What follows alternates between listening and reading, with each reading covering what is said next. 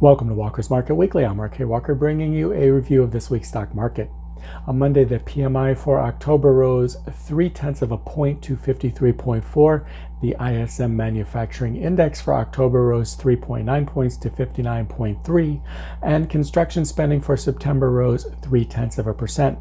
Coronavirus cases continued to intensify around the world, with England ordering a 4-week partial lockdown to contain the spread. Markets were mixed, with the Dow Industrial surging 423 points. However, big tech didn't do as well. On Tuesday, factory orders for September rose 1.1%, and oil gained as OPEC attempted to delay easing output cuts. Investors piled into markets hopeful that the U.S. presidential election would reduce uncertainty, with the Dow Industrials rallying 554 points or 2.1%, and the Nasdaq Composite advancing 1.9%. On Wednesday, the ADP employment report for October estimated that private payrolls would increase by 365,000 jobs, considerably lower than analyst estimates. The ISM Services Index for October declined 1.2 points to 56.6, and the EIA Petroleum Status Report for October 30th saw crude oil inventory decline 8 million barrels. The intensity of the market rally accelerated even though the presidential election was too close to call in several states, and the Dow Industrials rose 367 points, while the Nasdaq Composite spiked 3.9%.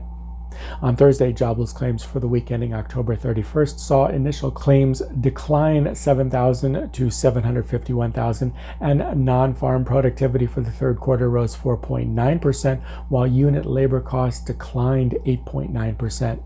Markets continued soaring on prospects that Democrats and Republicans will maintain split control of Congress, ensuring continued gridlock and no major policy changes. The Federal Reserve concluded their meeting and kept interest rates unchanged at close to zero. They noted that economic activity and employment have continued to recover but remain well below their levels at the beginning of the year. The Dow Industrials rose 542 points or 1.95%, and the Nasdaq Composite gained another 2.6%.